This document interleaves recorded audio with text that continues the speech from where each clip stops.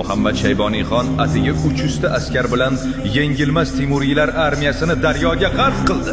Va asli u kim edi va u qanday qilib Samarqandni tortib oldi?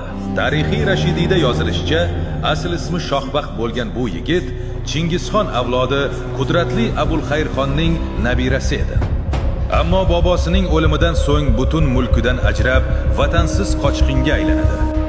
Yevropa tarixchilari va Boburnoma tasdiqlaganidek, u jon saqlash uchun aql bovar qilmas hiylaga o'tadi. O'zining ashaddiy dushmanlari Temuriylar xizmatiga ozgina navkari bilan oddiy yollanma askar bo'lib kiradi. 1488-yil Xondamirning Habib Usyar asarida bitilgan mudhish kun. Chirchiq daryosi bo'yida Temuriy sulton Ahmad Mirzo va Toshkent xoni o'rtasida hal qiluvchi jang boshlandi. Temuriylar safida turgan Shayboniyxon kutilmaganda dahshatli xiyonatga qo'l urdi. Bu kutilmagan xiyonat yengilmas Temuriylar armiyasi ichida qiyomat vahimasini uyg'otdi. Sarosimaga tushgan 10 minglab askarlar o'zini yo'qotib, Toshqin daryoga cho'kib halok bo'ldi.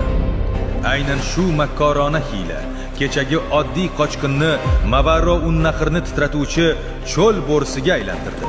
Va bilasizmi? Yengilmas Amir Temurning buyuk poytaxti Samarqand qanday qilib Shayboniyxonga bitta ham o'q uzilmasdan sharmandalarcha jangsiz taslim bo'ldi.